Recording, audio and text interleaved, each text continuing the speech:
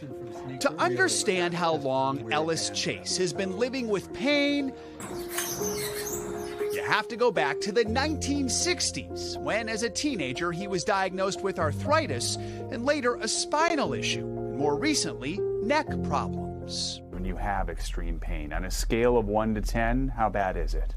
I would say in the last few years it would go as high as an 8. Numbing you up in 3, 2, 1.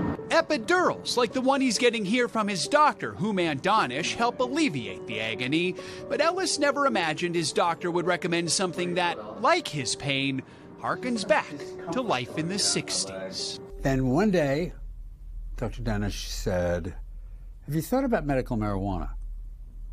I said, "Does it get me high? Can I be in 1968 again, please?"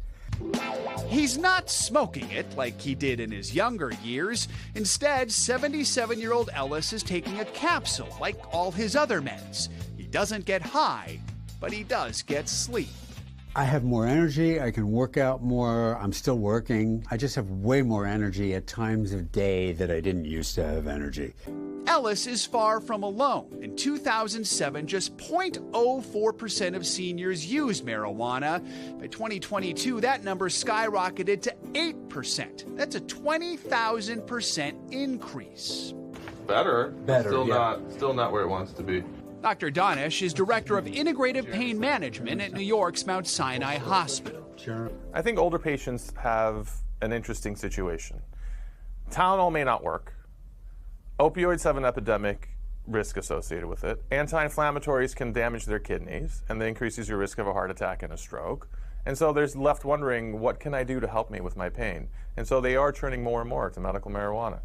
He does have concerns. For starters, because of the federal ban on marijuana, doctors just don't have enough research. And he says the research that is out there is all over the map. One recent study found that cannabis-related disorders like overuse and addiction have increased among older adults.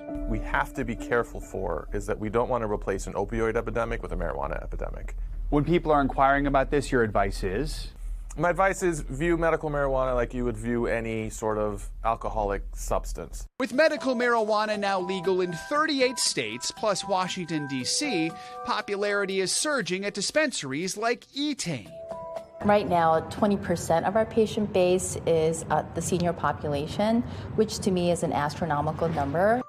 Here, pharmacists work with older patients like Ellis. And you take the capsules right now. Yes. To figure out how they want to take cannabis, vaping, edibles, tinctures, capsules, or another way. They must also find the right ratio of THC, which creates the high, and CBD, which also helps with pain and anxiety.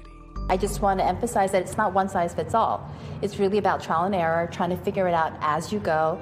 For Ellis, a 50-50 mix of THC and CBD right before bed seems to blunt the pain. If your younger self knew that you'd be using it again as a senior, I would have laughed. I just would have cracked up. I would have said, "For medicine?" Of course, anyone considering this should work with a doctor so you can talk about the risks and the benefits. You need to know about drug interactions with your medications and how cannabis might affect your cognition or your balance. He says he doesn't get high at all, which he was a little disappointed, but now he's over it. But we have to keep in mind, like, recreational marijuana is legal in a lot of states, so you don't need a prescription. Yeah. If you're using it for medical reasons, you really do need to work with your doctor. He said it gave him more energy. Because the pain kept him from sleeping. Now he sleeps better. rested. He only takes it rested. before night. He's better rested, and therefore it has more energy. But you know, good for him. He's buying his weed from women. Yeah, exactly. That's a female-owned, That's very cool. Yeah. female-owned dispensary. That's right. Yes. Speak Okay. yourself. Thank you. Thank you. Thank you, Joe. Hey, thanks for watching. Don't miss the Today Show every weekday at 11 a.m. Eastern, 8 Pacific on our streaming channel, Today All Day.